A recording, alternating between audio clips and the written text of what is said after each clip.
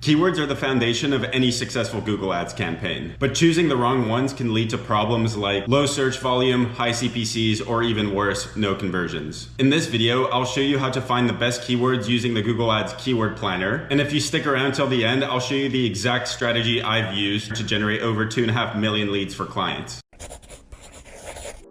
Hey everyone, it's Axel here, and in today's video I'll be showing you a full tutorial on how to most effectively use the updated keyword planner for Google Ads. This is going to show you how to find the best winning keywords for you and your use case. So we're going to start by doing a quick content overview. So this video is segmented, so you can feel free to just skip to the section below that concerns you the most. We're going to start by talking about what the keyword planner is, what it does, and where you can find it. Then I'll show you a quick example on how you can use it. Once we do that, I'll be diving into the strategy on how to acquire the best keywords, and then once we're done with that, I'll be showing you how to apply that strategy for you and your use case. That way you find the best keywords for your business. So the best way to learn how this tool works, honestly, is just to use it yourself. So to find this, what you're gonna do is you're gonna go into your Google Ads account, you're gonna go to the left, and under tools, you're gonna select planning and keyword planner. And from here, you'll see two options. Number one is discover new keywords. Number two is get search volume and forecast. The first option, discover new keywords, what it does is you can give it keywords that you brainstormed essentially,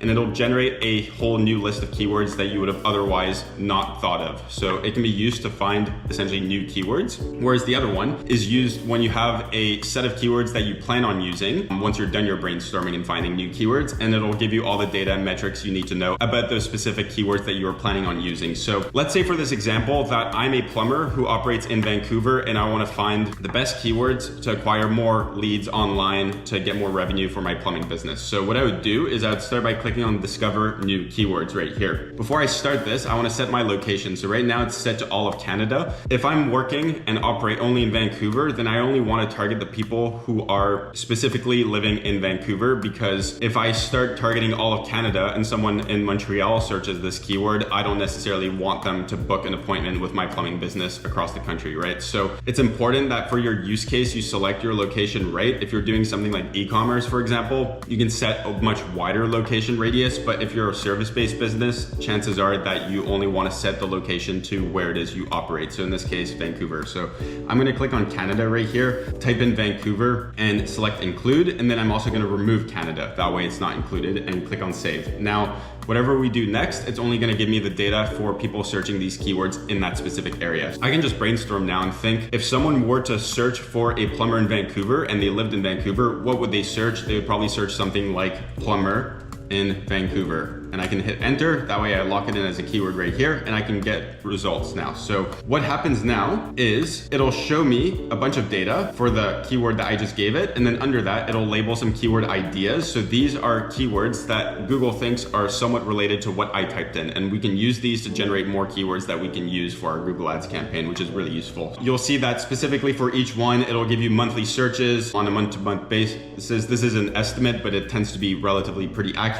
Year-on-year and 3-month changes on whether this keyword is being typed in more or less frequently, therefore showing you if it's a growing or declining industry in some cases, the competitiveness of that keyword, as well as other metrics that can be useful. So that's kind of like a basic overview on how to show it. Right now, what we're gonna do is go back. That way I can label you the strategy on how to best use this. And once we've labeled that strategy, then we're gonna go back into the keyword planner on how you can effectively use it for your business. So here's the strategy I use to most effectively use this keyword planner to find the best keywords. And it comes in a few steps. So the first thing you wanna always do is just do a bit of brainstorming. If you're a service-based business, you just want to sit down and think, if I were my customer, what would I type into Google if I were looking for my service, essentially is what you want to do. And you want to brainstorm and think of, give or take, 5 to 10 different keywords that people would potentially be using when searching for your business. Next, what you're going to do is you're going to use the keyword planner for those brainstorm keywords. So like I did in the previous example, you're going to take those keywords and you're going to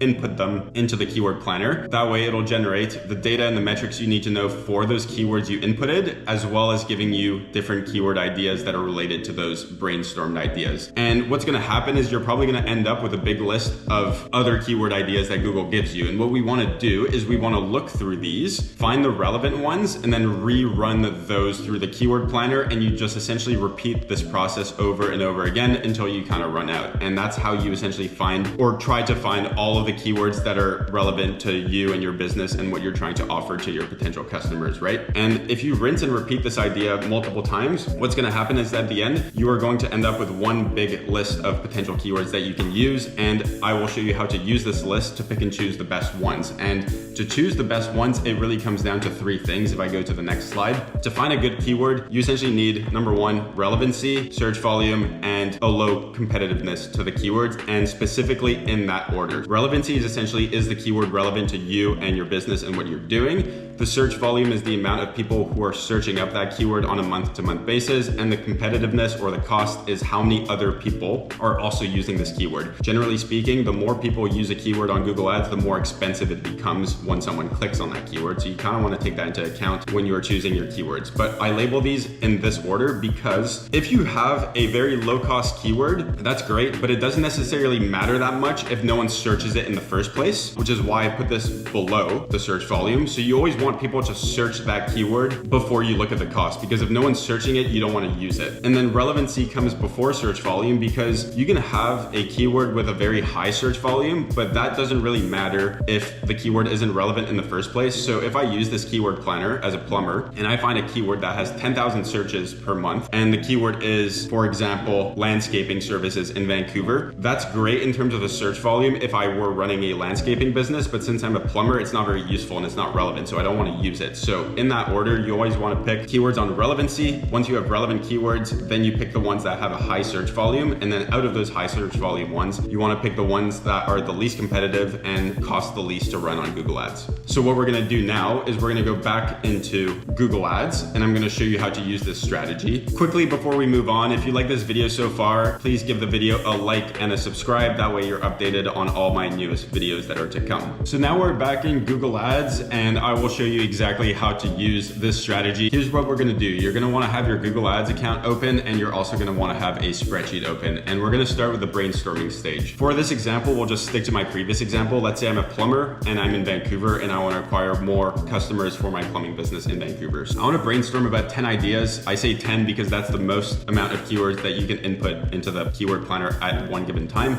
So let's try and think of 10. I'll label this as brainstormed keyword ideas, specifically for plumbing right here. And then I'll just start dropping them below. So what I want to do right now is think in the shoes of a customer. So if I was a customer in need of a plumbing service, what would I type into Google? I would probably type in something like plumbing service in Vancouver, right? Or plumbing service near me, or maybe something like best plumber in Vancouver, and you get the idea. So you essentially want to just think of keywords that are related like that and just brainstorm until you have about 10. So now I have my list of 10 different brainstormed keyword ideas that I can use for the keyword planner. So what we want to do now is we want to go back to that keyword planner. I'm going to go back to tools, planning, and keyword planner, and I'm going to select discover new keywords. We are operating in Vancouver, so I want to make sure to include that as my service area for those keywords. So I'm going to include Vancouver right here and remove Canada and click save. I'm now going to go back to these keywords, copy, and paste them right into here. That way all 10 are gonna be ran through that keyword planner, and I'm gonna click on get results. So now, as we can see below, is that we have the keywords we provided with the different search volumes and forecasts and different data and metrics for each one.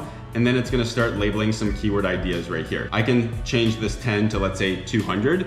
That way I get more results. So under the keyword ideas, what I wanna do now is I wanna take the ones that are specific and relevant to what I'm doing and add them to my spreadsheet on the right here below. And so what I wanna do is take a look through these and just see if they're relevant or not. So plumber near me is something that I would potentially want to maybe use if I was a plumber looking for new leads in Vancouver. So that sounds good. Just plumber is maybe a bit too broad, so I might wanna leave that one out. It kind of just depends on the use case. If you have a super high budget and you're spending, let's say, $15,000 a month on Google Ads, you might want to use it. But if you're on a lower budget, you might want to leave this one out, as there are some more specific keywords and more relevant ones that you could be using, in my opinion. So we could maybe skip that one. Emergency plumber near me, that sounds like a good one too. So I can add that to the list. Roto-rooter near me, that's irrelevant, so I wouldn't want to use that. Drain cleaning near me, again, it doesn't directly have to do with the word plumber, so it's slightly irrelevant. So I might want to leave that one out and stick to just the plumber keywords. Drain cleaning near me, same thing. 24-hour plumber near me, that's a good one. That's a keyword for essentially reliable plumbers who are available 24/7. So that could be a good one, especially if that's something that you offer as a service. that would be a highly recommended one in my opinion. And I can keep scrolling down and keep finding these keyword ideas and selecting the relevant ones until I have a big list. And so what I have now is I have 10 new keyword ideas that were generated off the initial keywords I inputted into the system. What we can do now is we can repeat this process. So I can essentially take these 10 keywords and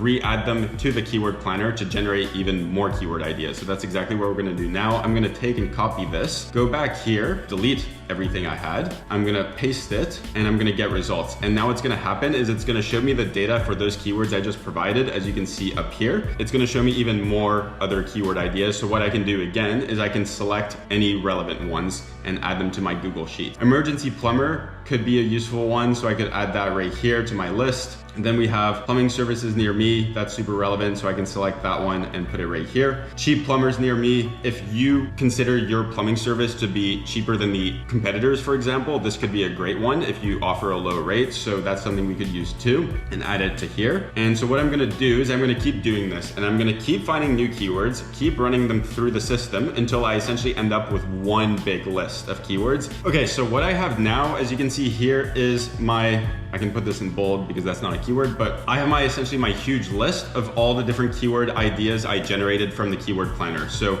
if you did this correctly, what you should have right now is a list of keywords where every single keyword you've selected is relevant to you and what you're providing as a service. If there's any irrelevant ones in here, you should be removing that from your list right now. And what we're gonna do is we're gonna go back into the keyword planner and click on planning and keyword planner. And instead of using discover new keywords, I'm gonna get search volumes and forecast this time. What it's going to ask is it's going to ask you to essentially enter or like copy and paste your keywords into here. So what I want to do is grab my huge list, copy that, and then paste it into my search volume forecast and click on get started. And what it's going to do now, it's not going to give me any new keyword ideas. All it's going to do is it's going to show me the metrics for each keyword that I've inputted. Back to the three things that matter in a keyword. Number one is relevancy. So we've already crossed that off because every keyword we have here is relevant. What we want to look for now, number two, is the search volume. Are these keywords searched a lot or not a lot per month? And we want to select the ones that only have a high search volume because, like I said, there's no point using a keyword if 0 people are searching it on a month-to-month basis. And then once we're done that, we're going to select the ones that are typically on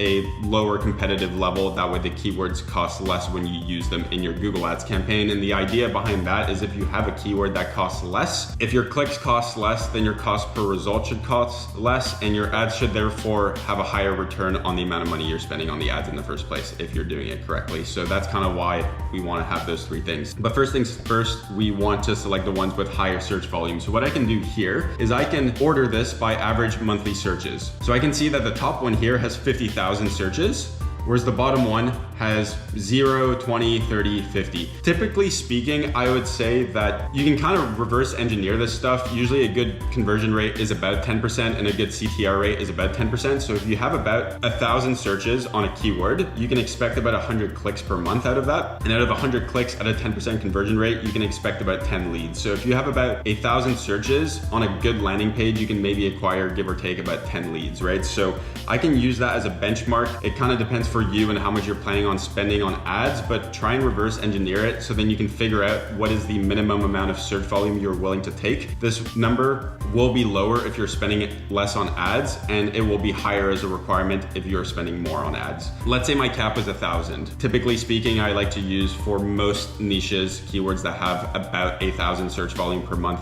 or more. So what I can do now is I can instantly just cross off anything that doesn't have 1,000. So this all the way down to this, I don't want to be using because they don't have enough search volume per month, whereas the ones above here do. And what I want to do next now is out of the ones that have the high search volume, I want to see how competitive they are. Now, keep in mind, so the top of bid ranges it gives you, so the expected CPC, in my opinion, is super inaccurate when it comes to running ads. So when you look at this number, for example, if I expand this window real quick, for emergency plumber, it tells me that it expects these clicks to cost between $6 and $40. So first of all, that's a huge range, and whether it's $40 or $6 will hugely affect my result. But the other thing I've noticed is that these are completely inaccurate. I usually like to ignore them, and that's because once you start running ads, you'll often notice that these numbers are not at all like what Google suggested they would be, which is why I typically ignore them. But what I do like to do is I like to compare them with one another, because typically if this one's telling me 11 and this one's telling me 6, it doesn't really matter how much the clicks actually cost. The one above will probably cost a little bit more than this one right here. So I like to look at these numbers as a comparative measure, but not as a direct measure on how much I think they will actually end up costing in the first place. So keep that in mind. But what we want to do here, now that we have essentially our relevant keywords that are searched up more than 1,000 times per month, I want to go and essentially cross out any of the ones that look way more expensive than the other ones. That way I only keep the ones that are used,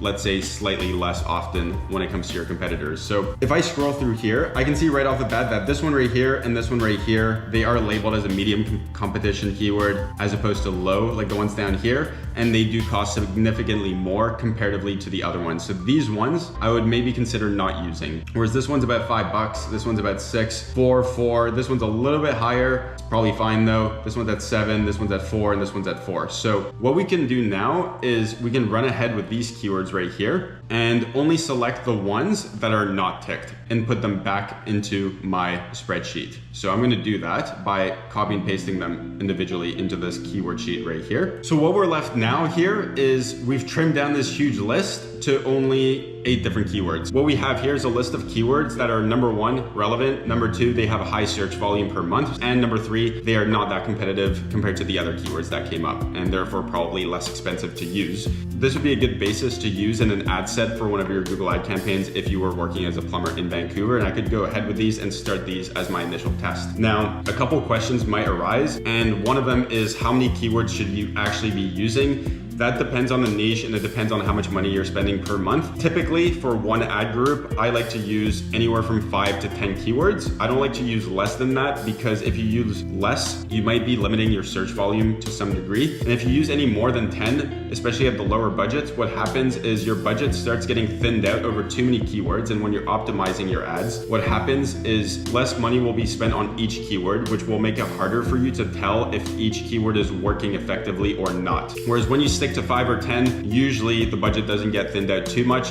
and after a couple months of running ads, you'll effectively be able to see which keywords work, which ones do not work, which ones you should pause, and which ones you should keep running. That's kind of why I like to pick that number, but again, it depends on how much you're spending and it depends on the niche that you are using. That brings me to my second point, is how should you use this strategy if you're either running the same service in multiple areas or if you're running multiple different services in one area. So let's say you're running plumbing in Vancouver, and you are also running plumbing services in Burnaby, which is a city right beside Vancouver. Then I would want to have 2 ad groups, one ad group for Vancouver and one ad group for Burnaby. And for Burnaby, I would rerun this strategy for Burnaby. That way I end up with a list of keywords that is similar to what I got here, but for Burnaby. That way the Burnaby specific keywords are shown a Burnaby ad and are brought to a Burnaby landing page, and then the Vancouver keywords are shown a Vancouver ad and therefore brought to a Vancouver landing page. That way you keep things separate on location, because someone in Vancouver is not necessarily interested in plumbing services in Burnaby. So for that reason, you want to keep them separate and therefore your keyword separate as well. That's case 1. Case 2 is, let's say you're running multiple different services in the same city. Let's say we are not running plumbing in Burnaby, but instead we are running plumbing in Vancouver, and we are also running landscaping